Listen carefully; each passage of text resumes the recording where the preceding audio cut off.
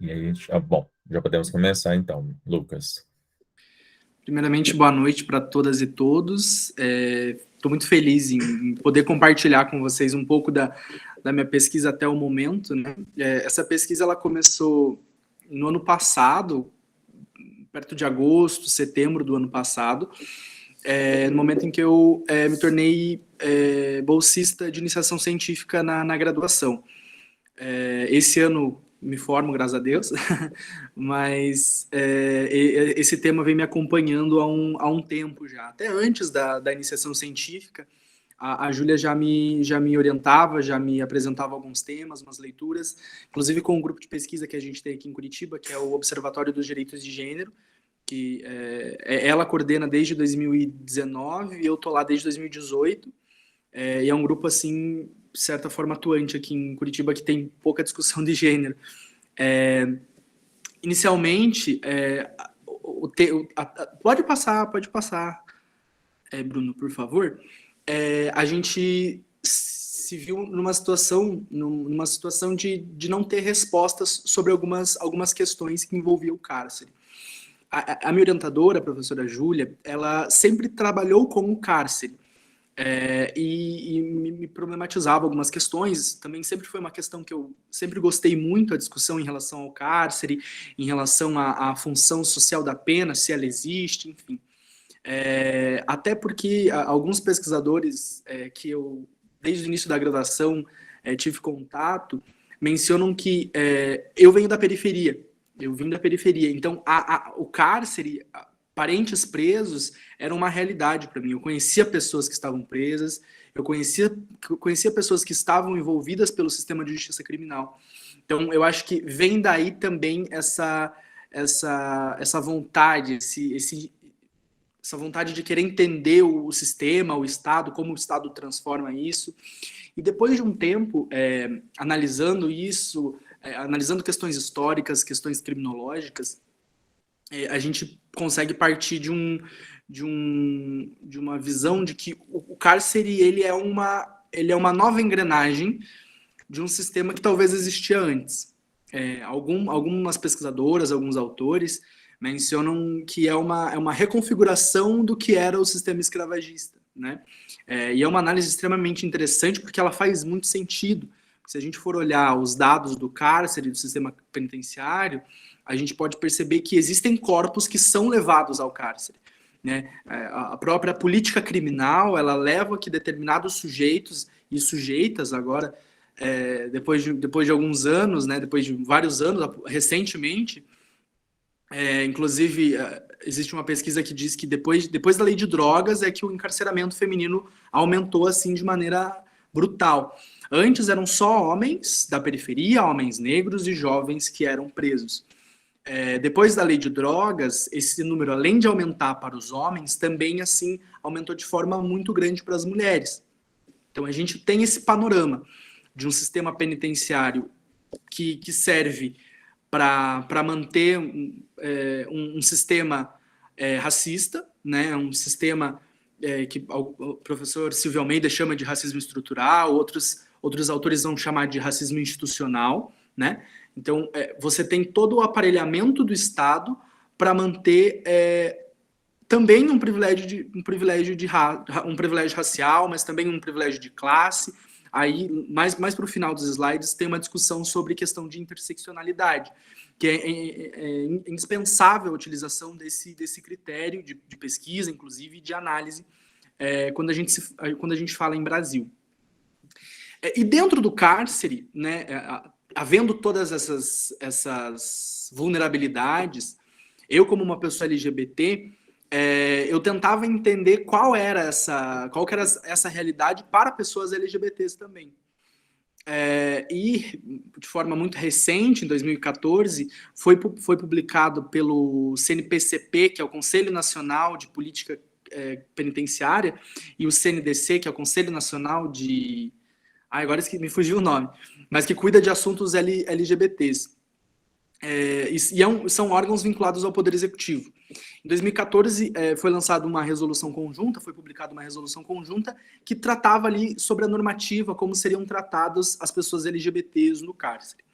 existe Conselho Nacional de Combate à Discriminação. E são órgãos vinculados ao Poder Executivo, né? Essa resolução, ela destinava ali, ela fazia um planejamento de como os corpos seriam distribuídos no ambiente penitenciário, né? Então dizia que criava os pavilhões, como mostra no slide, um pavilhão LGBT, né? Você vai ter um ambiente que você vai separar os gays, você vai ter um ambiente para colocar as lésbicas, né? Vão ter pavilhões, devem ser criados pavilhões para que essas pessoas, em nome da segurança dessas pessoas, desses cidadãos, dessas pessoas privadas de liberdade, né? Que foram privadas de liberdade, mas não perderam sua dignidade e devem, né? Deve ser mantido, inclusive, a sua dignidade em relação à orientação sexual. Enfim, a resolução conjunta, ela é muito interessante nesse sentido, porque ela dá um passo extremamente interessante, que não se tinha essa discussão antes, então a gente tem agora essa discussão. Então, ele fornece essa divisão territorial, né, do território prisional, do espaço prisional. E partindo de algumas análises de alguns autores específicos que analisam a questão racial e a questão social dentro do cárcere, a escolha metodológica do cárcere foi no sentido de que se no cárcere as violações, os desrespeitos aos direitos, eles se tornam muito mais visíveis. Se aqui fora, né, fora dos muros porosos da cadeia, a gente sabe que existe discriminação, existe desrespeito a direito, existe violação, retrocesso em diversos sentidos. Isso no cárcere fica muito latente. Então é mais fácil, tem mais pontos táteis de análise essa questão dentro do cárcere. E mais uma vez, não observando essas pessoas como rato de laboratório, né? Tentando compreender os mecanismos de opressão para tentar mudar isso, para tentar criar novas normativas, enfim, tentar evoluir esse sistema, se é que se tem como evoluir um sistema como o carcerário fundado em questões que a gente bem sabe, racistas, enfim, de um sistema como pode passar, Bruno, por favor. E após a publicação da resolução conjunta, foi por meio de um controle de constitucionalidade, foi proposta uma DPF, a 527. Se eu não me engano, inclusive, quem assina a DPF é o professor Pauliotti, um dos advogados que assina é o professor Pauliotti. Dizendo que seria a resolução conjunta, eu esqueci de mencionar no ponto anterior, mas ela trata a população T de uma forma muito sem conhecimento mesmo. Quem provavelmente e talvez existiam a população T desenvolvendo essa resolução conjunta, mas às vezes até por questões práticas, né, foram deixadas de lado. Ou também não foram ouvidas, tem essa questão também. Em que se definia que mulheres trans seriam encaminhadas para estabelecimentos prisionais femininos e travestis, que eles entendiam ali travesti, a pessoa transexual que não fez a redesignação sexual, seriam encaminhadas para as unidades penais masculinas. Então, ficou demonstrado, né, pela resolução que o único critério que seria utilizado para a alocação dessas pessoas seria o critério genitalista, que alguns autores chamam. O único critério seria, até a minha orientadora ela fala de um jeito grosseiro para as pessoas sentirem, tem pau, não tem pau. Tem pau, vai para o masculino, não tem pau, vai para o... Só que é um critério extremamente problemático, considerando as evoluções que a gente teve no nosso ordenamento, as evoluções recentes que a gente teve, inclusive o professor Alexandre faz parte, o professor Pauliotti, que são pessoas que eu admiro demais, assim. Então o ordenamento jurídico não poderia aceitar uma normativa discriminatória nesse sentido. Então por isso que vem a DPF 527 para tentar modificar esse entendimento e conferir outra análise, outra interpretação a essa resolução, ou, enfim, anular esse trecho da resolução e dar outro sentido, um sentido que fosse mais mais coerente, né? Pode passar, por favor, Bruno? A primeira decisão foi em julho de 2019, em que o relator ministro Luiz Roberto Barroso, ele decidiu somente em relação às mulheres trans, autorizando, determinando em liminar que as mulheres trans fossem encaminhadas todas, sem exceção, para prisões femininas, e as travestis, por uma questão de um periculo in mora inverso, sobre uma pretensa proteção das mulheres encarceradas por conta, novamente, do órgão genital, um critério genitalista, como se as travestis fossem estuprar as mulheres cis, ou enfim, ele decide por não decidir nada em relação às mulheres travestis. Num segundo momento, pode passar, Bruno, por favor?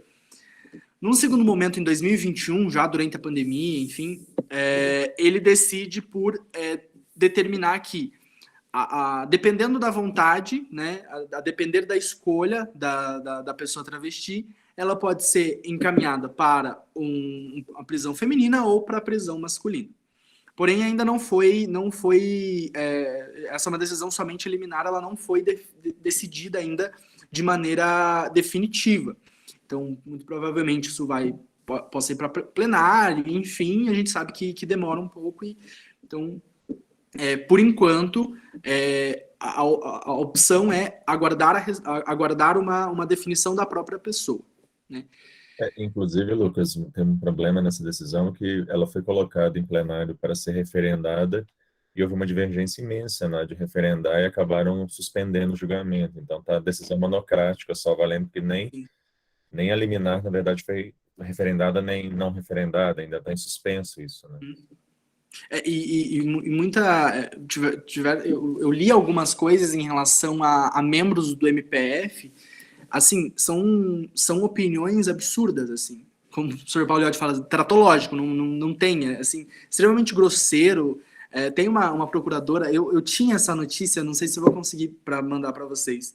Assim, ela diz que é um absurdo uma pessoa com pau estar num presídio feminino, e uma visão extremamente rasa, provavelmente as pessoas não conhecem, nunca teve contato com discussão de gênero, com questões dessa natureza, para ter uma visão e uma opinião desse tipo, né?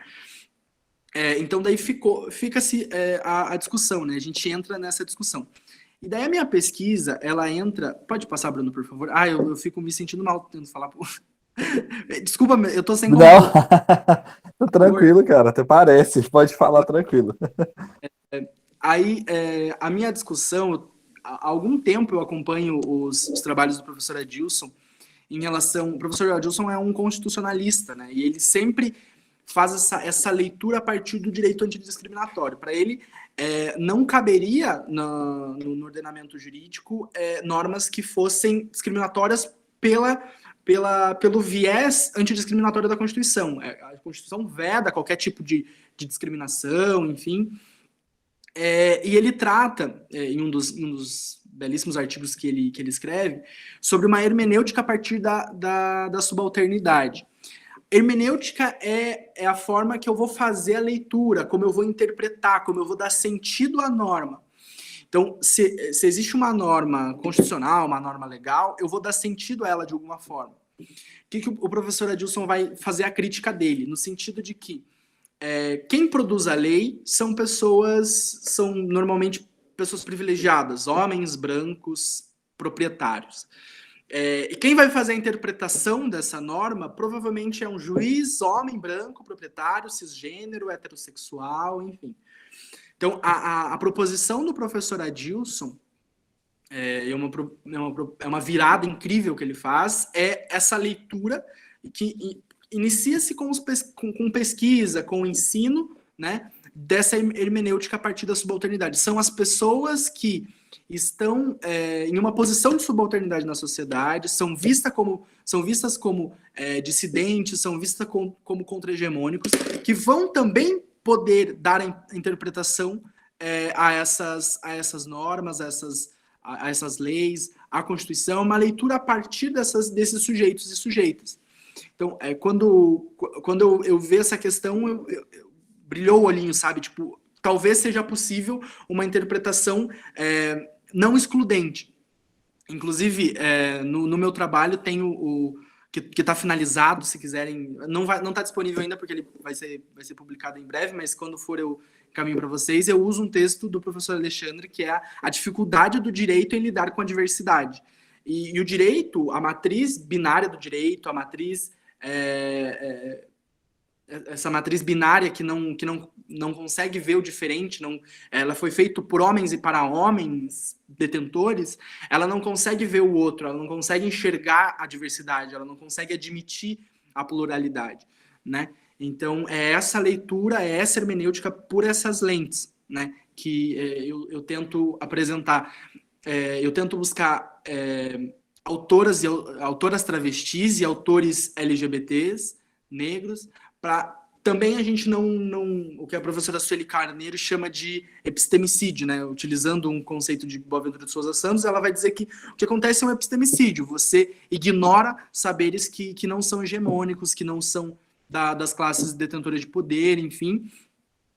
Então, trazer uma temática como a de travestis privadas de liberdade, utilizando somente homens brancos que vivem no ar-condicionado, não faria sentido, né? Então, eu trago depois, nos próximos slides, tem ali a professora Meg Hayara, que são professores e ativistas também, que estão ali todo dia na lida, né, no ativismo, e que vivenciam isso na prática, né? Então, é interessante a gente trazer essa realidade desses sujeitos, dessas sujeitas, para que a gente não fique no mundinho do direito somente, né? Inclusive, trazendo pessoas do direito, foi bem difícil trazer pessoas de travestis, autoras travestis, por exemplo, não consegui encontrar nenhuma, mas de outras áreas, daí eu tentava fazer esse diálogo com talvez uma epistemologia mais da diversidade, enfim. A professora Jaqueline Gomes de Jesus, a professora Meg Hayara, a professora Letícia Nascimento, que trabalha com transfeminismo. Então, foi tentando construir uma base para daí, então, entrar na discussão. Pode passar, Bruno, por favor. Trouxe aqui um trechinho do professor Adilson, que ele tem um livro super interessante, que é o Tratado de Direito Antidiscriminatório, em que ele vai ali fazer uma síntese, fazer uma elaboração mais teórica, como um manual mesmo, que a gente está acostumado de manual de direito constitucional, ele vai fazer ali um manual de direito antidiscriminatório. Tem pela Contracorrente, inclusive está em promoção, pelo que eu soube. Eu entrei lá, parece que tem promoção. É um livro bem grandão, assim. Mas super rico, assim. Ele traz muita referência de fora, assim. Ele traz muita referência, muitos textos estadunidenses, enfim, que é interessante também a gente, né, ter esse aspecto externo também, né? Além dos autores nacionais. A função do direito discriminatório seria ser esse ponto de partida da jurisdição. Então, você não vai partir de uma interpretação rasa e abstrata de um ser humano universal, de um sujeito dito universal. Você vai partir também desses sujeitos que são subalternizados, desses sujeitos que não foram, por vezes, considerados. Por exemplo, na Constituinte, eu trago esse relato que tentou-se trazer o termo orientação sexual na Constituinte e não passou. A comissão não deixou passar.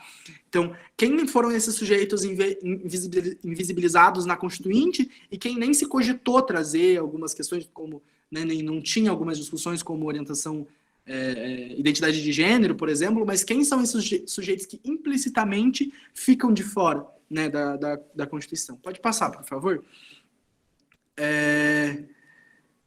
Pode passar também, que esse é só... eu peguei o mesmo slide e fui adicionando algumas coisas. Pode passar. Uma das metodologias, portanto, foi essa utilização do direito antidiscriminatório, mas não somente, né? Eu trouxe aqui porque esse é um slide que eu apresentei num evento no ano passado, aí eu queria reutilizá-lo, então, não somente, mas a utilização desses marcos teóricos, enfim. Próximo, por favor. E a análise Foi feita, a gente fez a análise, porque é um projeto em grupo, né? Eu e mais 2 pessoas. A gente fez a análise de algumas decisões judiciais aqui do Paraná. Na verdade, a gente tentou fazer no Brasil inteiro. Eu tentei focar em Minas, como eu quero ir para Minas, eu já tentei ali, mas foi muito difícil, não encontrei dados muito recentes, então aí a gente acabou focando mais. Aqui no Paraná a gente achou algumas coisas, em São Paulo tinha bastante coisa, no Rio de Janeiro também. A gente tentou fazer um banco de dados, né, utilizando a palavra-chave travesti ali, para entender como essa sujeita é tratada pelo direito, como o direito absorve ela, né?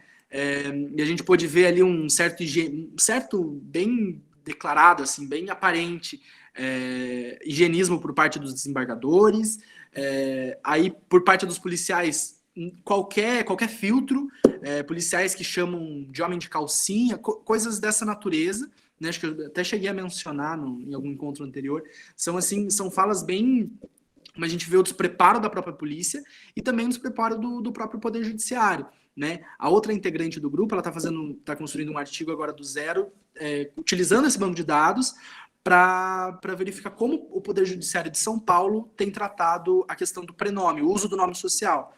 E pelo que as análises que a gente fez aqui do Paraná e das outras decisões que encontramos, é de que não é utilizado. Mesmo tendo o nome da pessoa, eles não utilizam. Mesmo a pessoa falando que o nome social dela é Maria, eles vão lá e fazem questão de chamar pelo nome de nascimento. Pode passar, por favor?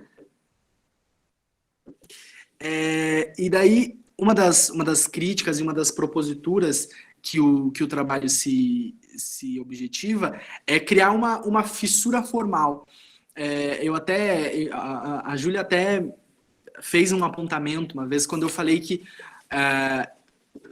não existe expressamente o termo travesti, ou orientação sexual, ou diversidade de gênero na Constituição. Mas eu acredito que seria possível fazer uma leitura implícita disso. Eu consigo enxergar na Constituição uma leitura implícita dessas questões. Quando a gente tem uma discriminação que está cristalizada na sociedade, e quando a Constituição diz que ela vai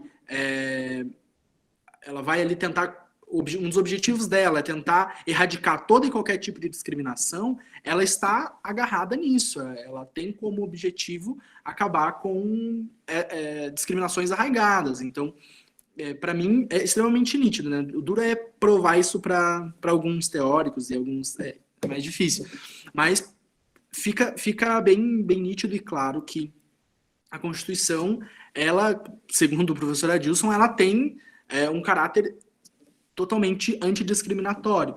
As normas dela se promovem para erradicar a discriminação, e discriminações que a gente sabe a origem, sabe quais são, às vezes a gente vive na pele isso, né? Até pouco tempo eu não podia doar sangue, e agora, em tese, posso, mas até onde esse posso se é concreto, né?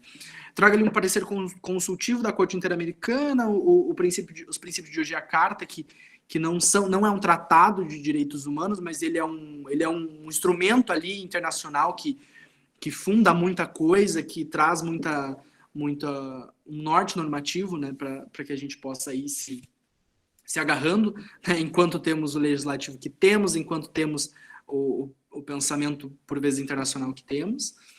Pode passar, por favor. E nesse finzinho aqui, eu trago a bibliografia do professor Adilson. São 3 principais artigos e textos dele, e a Vênus Travesti, que eu sou apaixonado por essa Vênus, eu vou imprimir, vou botar no meu quarto, ainda não fiz, mas eu acho uma pintura incrível, é de uma autora travesti. Pode passar, por favor. E agora eu entro em umas discussões que discutem mais a sujeita travesti dentro do ordenamento, que é uma discussão que, às vezes, por alguns motivos metodológicos e por questão de tempo e de espaço, às vezes acabam ficando de fora do artigo, mas que com certeza enriquecem demais, assim. Essa é a professora Meg Rayara Gomes de Oliveira, que eu sou, assim, Eu sou apaixonado nela. Cada evento que essa mulher vai, ela acaba com todo mundo, ela deixa todo mundo em silêncio, assim. Eu consegui levar ela para um evento na FAI, instituição que eu sou vinculado. Ela, assim, deixou todo mundo em silêncio. Imagina, tinha freira escutando, tinha uns freios lá também. Ela foi falar de travesti, foi falar de pau, maravilhosa, assim, incrível. Ficou todo mundo em silêncio e ouvindo, porque assim, a fala dela é extremamente potente. Ela que eu comentei que menciona que hoje em dia a pesquisa dela está mais voltada para crianças LGBTs. Antes estava mais voltada para uma questão de epistemologia, travesti, como a gente faz a gente descarta essas epistemologias, né, essas pessoas e epistemologias. Hoje em dia ela está analisando mais a realidade das crianças trans e crianças travestis. Então ela diz que essas crianças e adolescentes, elas não evadem da escola, que esse conceito de evasão escolar, existe uma discussão muito interessante sobre evasão escolar, né? Mas evasão escolar é para um grupo de pessoas. Para população LGBT ou para população T em específico, não existe evasão escolar, existe essa expulsão. Essas pessoas não são toleradas na escola, essas crianças não são... O corpo dessas crianças vai gerar muita discussão, muita briga dentro da escola. Então, a discussão basilar dessa questão é o banheiro. Qual banheiro essa criança vai usar, né? Então, você impossibilita a manutenção de um status quo, enfim, a discussão que tanto deslegitimam em relação ao gênero, né? E a professora Meg lançou há pouquíssimo tempo, mês passado, inclusive, dia 6, lançou um texto sobre discussão, sobre questões de gênero aqui em Curitiba, porque tem tinha uma personagem que Curitiba só tem louco, não sei se vocês perceberam. Curitiba é um lugar que só tem louco. Graças a Deus o Moro não é daqui, mas ele viveu aqui muito tempo, né? Então, vocês tem o Oil Man, vocês já viram um homem que anda de bicicleta de sunga? Eu vou mandar para vocês, é incrível. Curitiba só tem louco. Mas tem também pessoas extremamente engajadas e pessoas que lutam politicamente e acabam ficando à margem e também sendo ridicularizadas. Essa história, uma das histórias que a professora Meg conta é a da Gilda, que era uma travesti que andava pela cidade gritando, que andava pela cidade, assim, ela era muito conhecida, né, na boemia, enfim.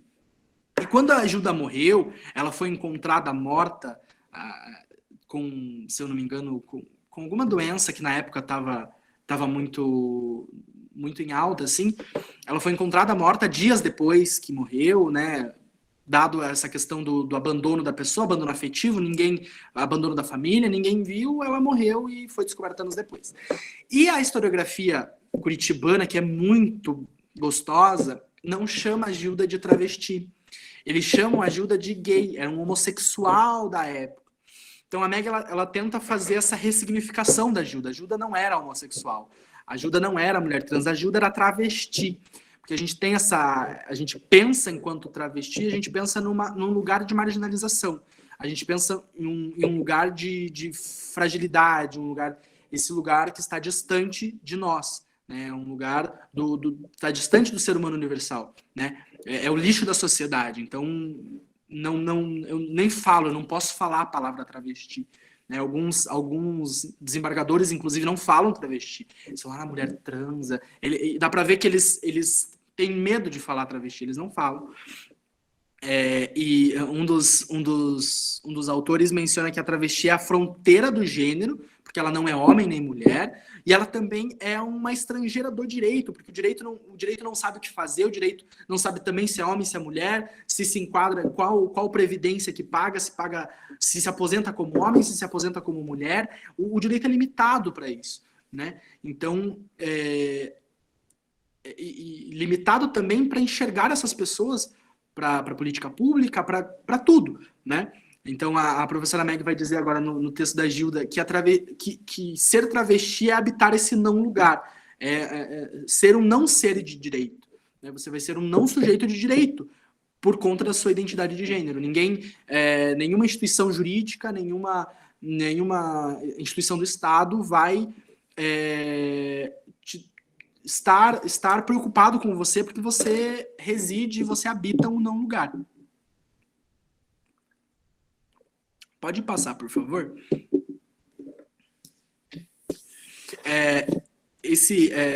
Essa imagem é de um texto de uma travesti artista que, se eu não me engano, que fez serviço social e agora ela está tentando mestrado. Extremamente interessante, assim, um texto muito rico, assim, ela traz referências muito potentes. E uma dessas referências é um protesto que teve, salvo engano, em Brasília, em que eles ressignificam a frase de Beauvoir para dizer que não se nasce mulher, torna-se traveco ou traveca, né? Também ressignificando esse termo, né? Que a gente ouve muitas vezes com desdenho, com um jeito de marginalização e de opressão a essas sujeitas. O movimento, inclusive o movimento queer nasce assim, o movimento de bicha travesti, de bicha, de viado nasce assim também. Essa potência na fala, a potência que o discurso tem, né?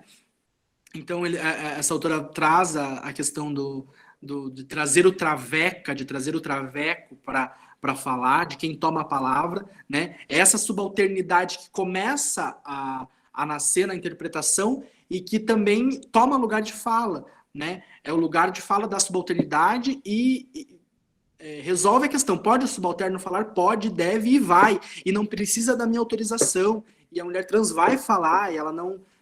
tem um discurso incrível de uma das atrizes de pose que eu não estou pedindo respeito, eu estou exigindo respeito. Eu não preciso pedir alguma coisa para você, eu estou exigindo. Eu sou uma sujeita, eu sou uma cidadã e eu estou pedindo uma coisa.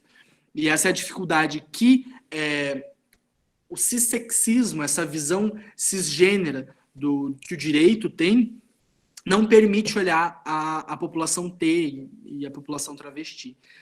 Em todo o trabalho, a gente trata sistema como com C de cisgeneridade, né? Porque tudo que nos envolve, todo o contexto jurídico, estatal, ele é formulado e formado para relações cisgêneras. O casamento é assim, tudo se forma em relação a isso. Então, você limita as pessoas trans, as pessoas cisdissidentes de serem, de viverem, de exercerem sua cidadania, de exercerem qualquer direito que elas têm, né? A professora Meg vai trazer essa provocação. Ela faz uma análise ela trabalha com a educação, ela é da educação, mas ela faz essa análise em relação a como a travesti aparece no discurso historiográfico, no discurso jurídico, no discurso psicológico, né?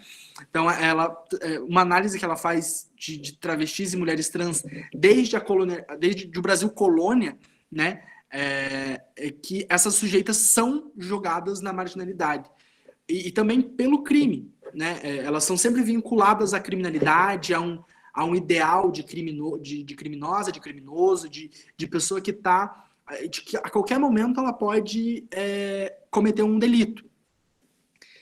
Então, e além de poder cometer um delito, ela além de ser uma pessoa apta e tipicamente que vai cometer o delito, ela além de romper com as normas penais, ela rompe com as normas de gênero.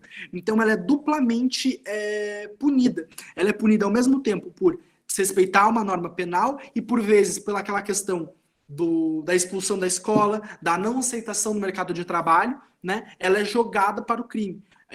Salvo engano, foi falado num dos últimos encontros sobre isso, né?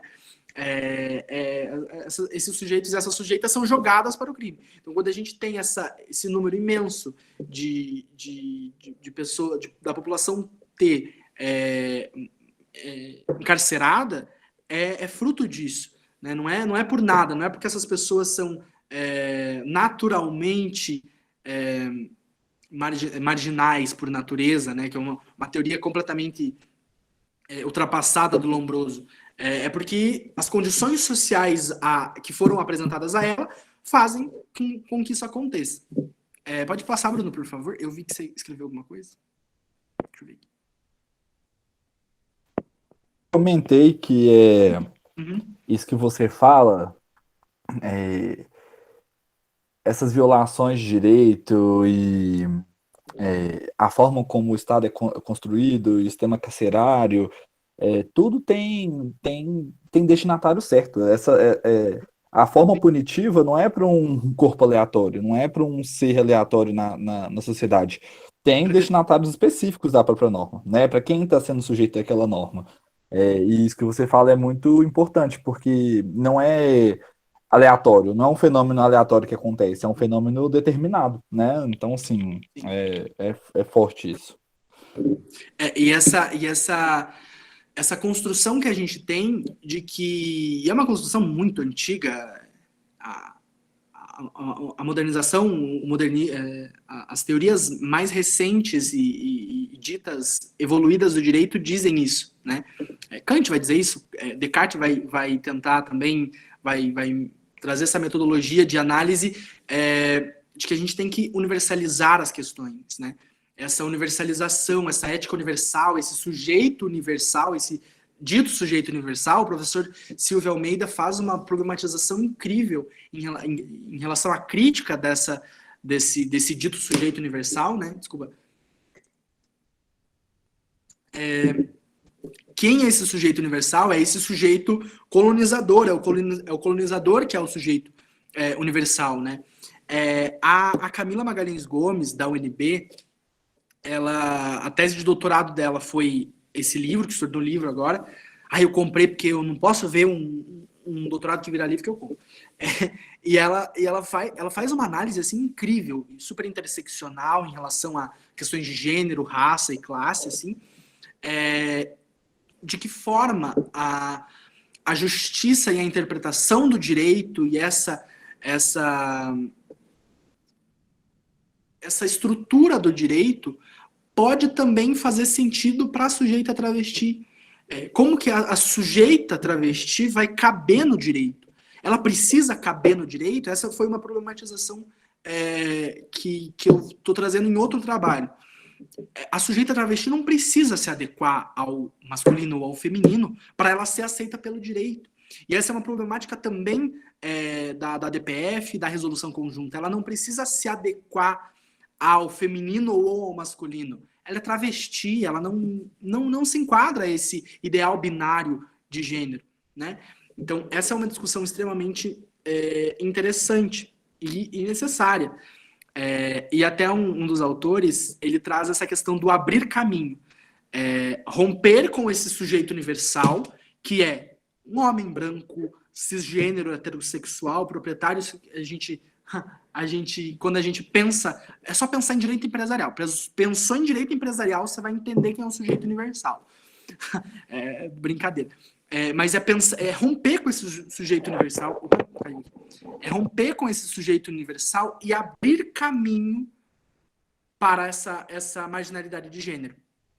A professora Meg também, ela vai fazer uma problematização e abrir uma discussão no sentido de que a travesti, ela é Exu, ela não é bem, ela não é mal, ela não é homem, ela não é mulher, ela simplesmente é. A nossa cabeça, ela é formatada por uma racionalidade cristã e eurocêntrica, no sentido de que existe o bem e existe o mal, existe o certo e existe o errado, existe o legal e existe o ilegal. Então a gente fica preso nessa questão binária. Mas outros modos de análise, outros modos de discussão abrem esse caminho. Discussões que vêm de outros lugares, discussões que vêm da população negra, da população preta, das pessoas de povo de terreiro. Essas discussões abrem caminho, elas não fecham caminho, elas não criam muros, né, como certos setores da sociedade querem. Elas não criam muros, né, para citar Papa Francisco, para não dizer também que a gente, né, criam pontes nessa cara. Mas também às vezes destrói ponte, porque às vezes tem que destruir ponte, e é um pouco disso também, né? Pode passar, Bruno, por favor. E a gente entra na questão que uma das autoras, que também não é do direito, mas que eu tento trazer para essa discussão, que é a Aldara. Eu esqueci o nome dela agora. Nossa, me desculpa, eu esqueci o nome dela. mas que ela chama de travestilizar. Eu vou travestilizar a educação, diz ela. Eu vou travestilizar a pedagogia, que é o quê? É a gente olhar, ver com esse olhar de não do sujeito universal, não com esse olhar limitado que o direito nos fornece, ou que o direito tenta nos fornecer. É olhar com uma tentativa de enxergar outras pessoas, né? Pensar o direito e as relações jurídicas, e as relações sociais, e as minhas relações interpessoais, e minhas relações amorosas, inclusive. Quem ama o corpo travesti, quem fornece afeto para o corpo travesti, quem educa o corpo travesti, né? Ou deseduca para também deseduca de gênero, porque o gênero é ensinado, né? Se existe uma ideologia de gênero, é a do gênero hegemônico, né? Porque quando eu era criança mandavam sentado do jeito certo, diziam que eu não adorava brincar de boneca, não podia brincar de boneca, eu brincava do mesmo jeito, porque, né? Estamos aí. Então partir dessa quebra, desse rompimento, né? Travestilizar possibilitar, criar essa possibilidade a partir da sujeita travesti e que não vai se normalizar, não vai se normatizar para ser aceita pelo direito. O direito vai aceitar do jeito que essa sujeita é. Né? E daí eu trago uma questão que é a análise e o ponto de vista interseccional. A gente tem que pensar que os diversos tipos de opressão, os atravessamentos de violência, essa soma de violência e opressão que alguns corpos recebem, a gente tem que analisar pela questão da interseccionalidade. Eu não tenho como analisar somente a questão de orientação sexual, ou não tão somente a questão da identidade de gênero, ou só a questão racial, ou a questão de gênero. A gente tem que olhar tudo de forma atravessada, né?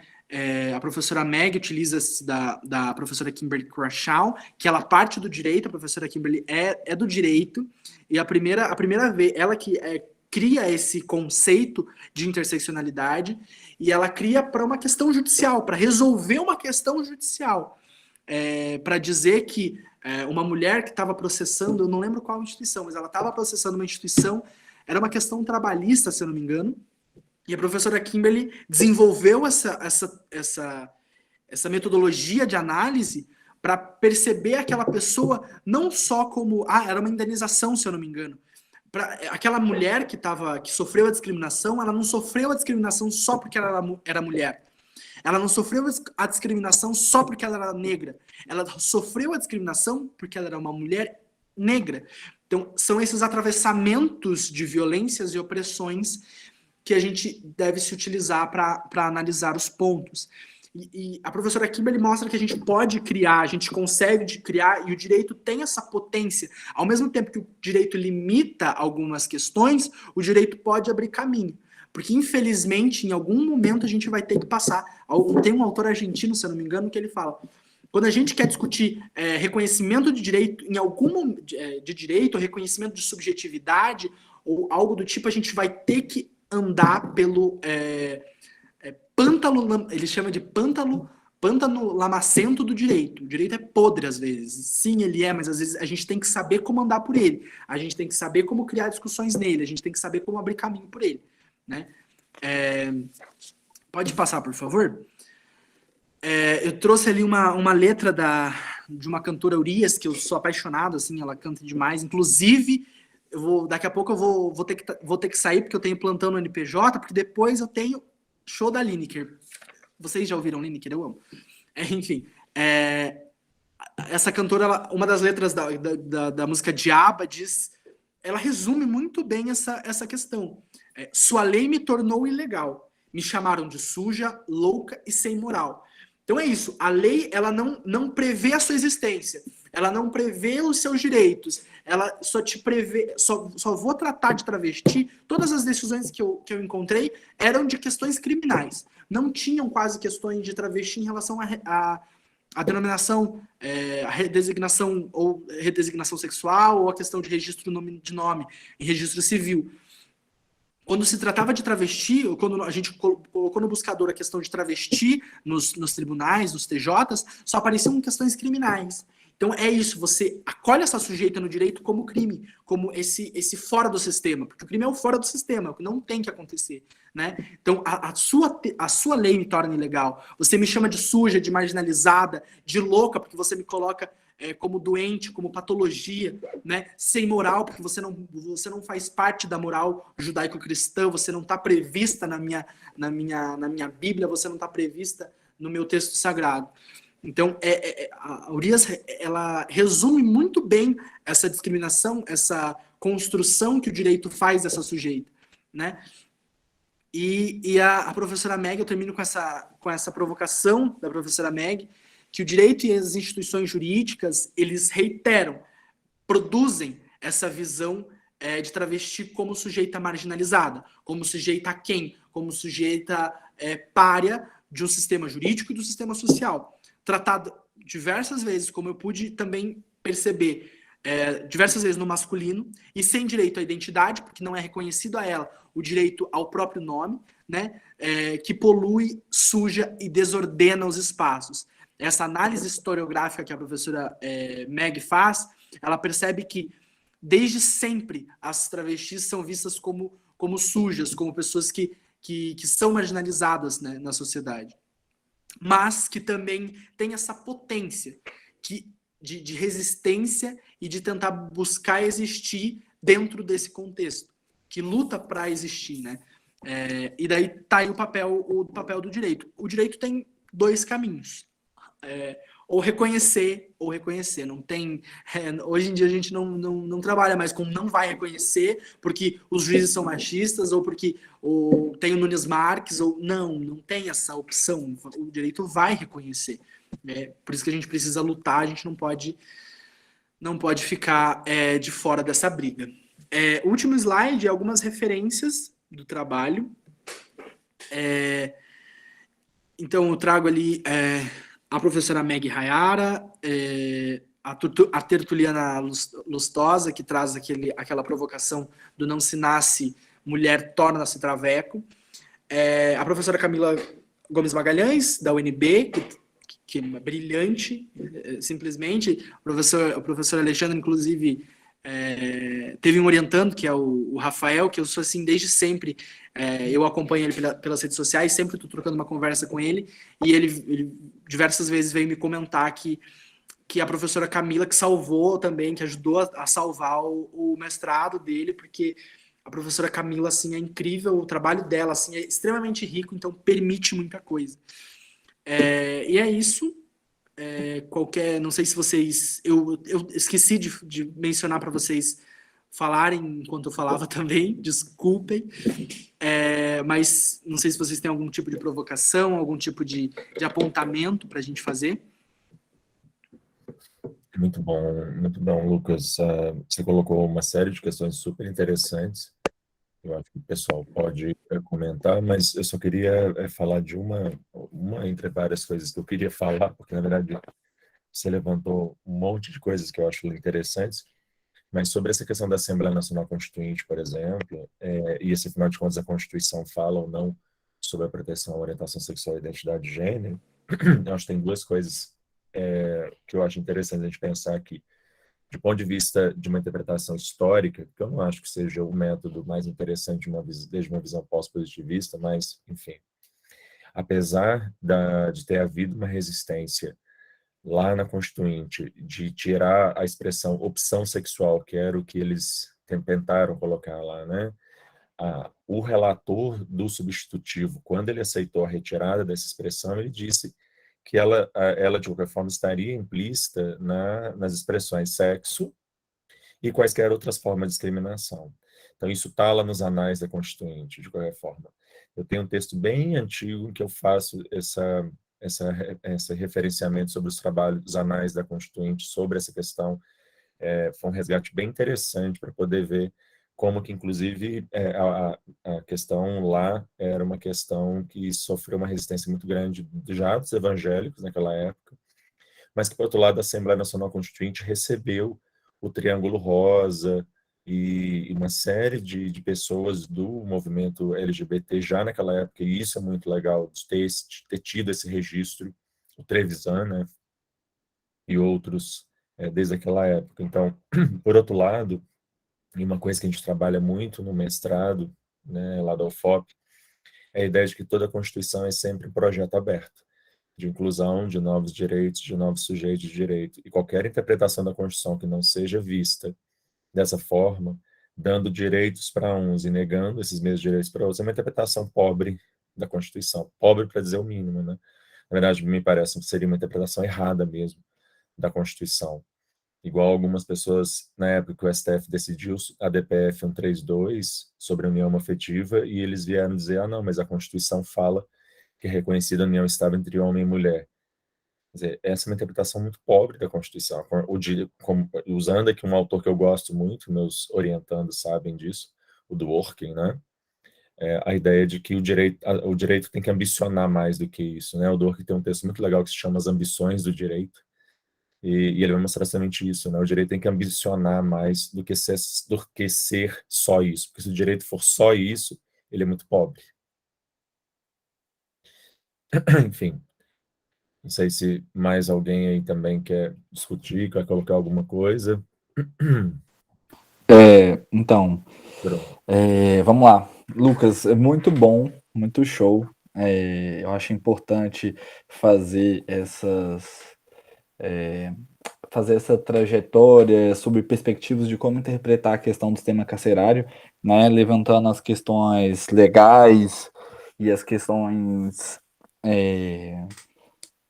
da sociedade e de como se estrutura o sistema com ser hegemônico, né? Eu acho que é importante.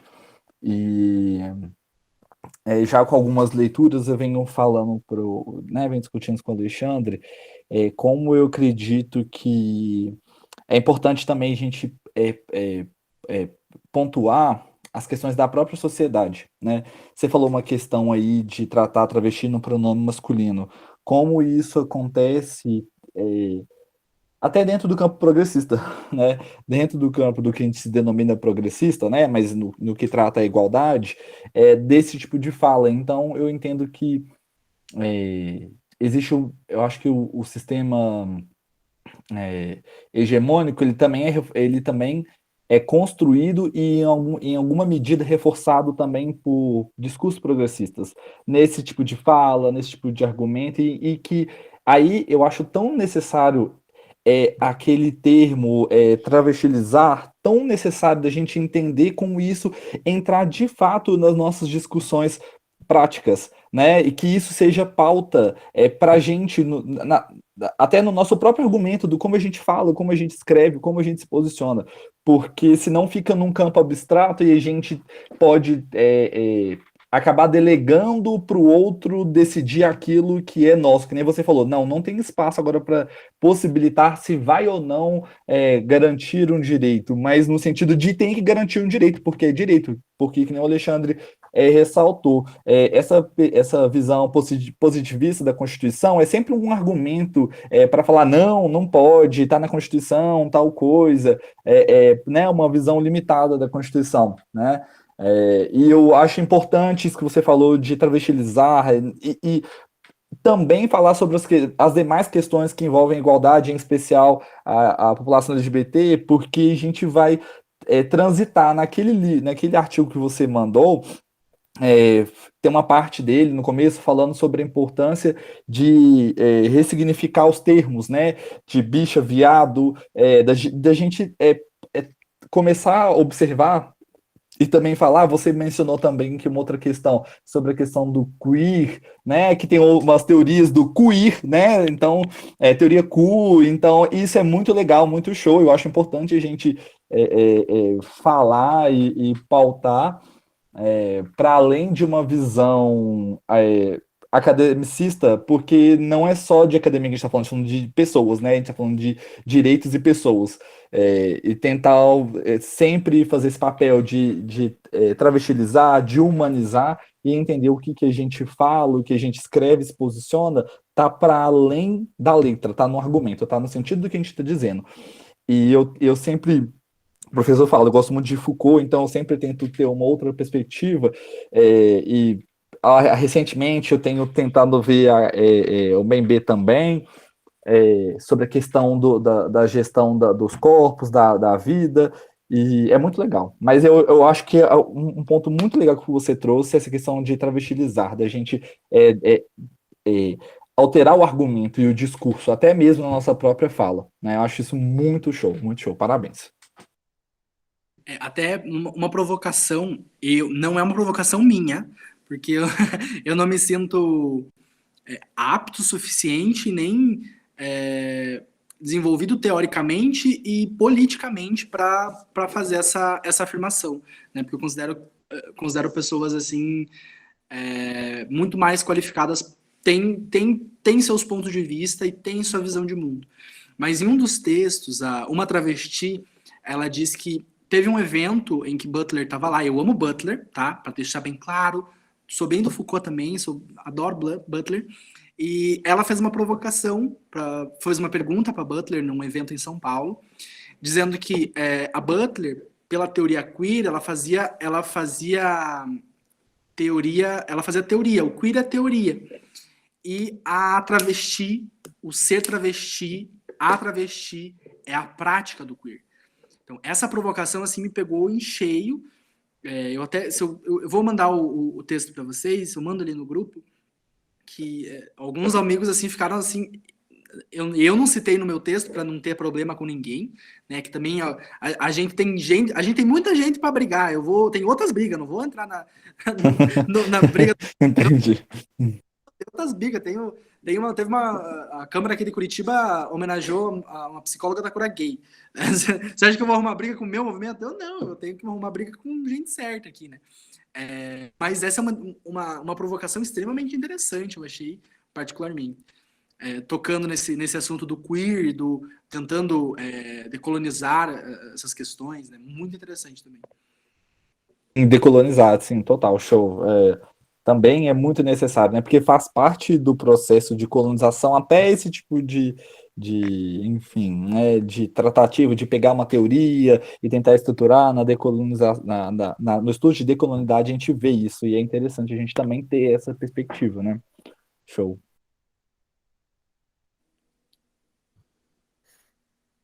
Pessoal, mais alguém? Eu, na verdade, tenho outras coisas, mas só acho que a gente avançou um pouquinho a hora aqui. Eu acho que tem gente que também tem aula. Você falou que você tem que ir lá para o seu núcleo também, né, Lucas? Senhor, eu posso a gente tirar uma foto para eu Claro. guardar esse momento, porque eu adoro vocês, são incríveis, hein? Foi um achado. Bruno, você pode tirar pra gente? Não sei se Tá. fica bom para você. Pera, eu vou tirar, calma aí. Deixa eu abrir a câmera aí, gente, para aparecer. Deixa eu abrir a câmera, porque... Deixa- mas eu só tô o lixão da mamãe Lucinda, peraí.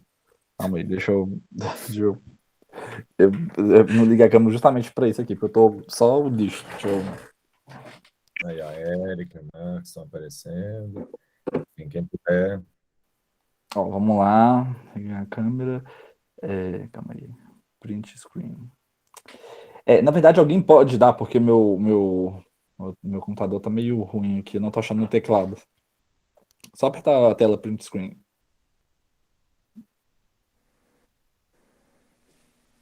Peraí. Ale, se você estiver apertando, fala, porque eu tô sorrindo para não parecer um cara de feio, velho. Tá no mudo, Ale? Tá no mudo, em nome de Deus. Eu vou ter um derrame se eu parar de rir, velho. A Yara resolveu abrir a câmera, Gabriel também. Então, peraí, gente, vamos lá. 1, 2 e... De novo. Ok. Acho que agora... Aí eu vou fazer assim agora, você vai. Arrasado. Muito emotivo, eu guardo as coisas. Foi excelente sua apresentação, gostei demais. Muita coisa, nossa, e muita pesquisa.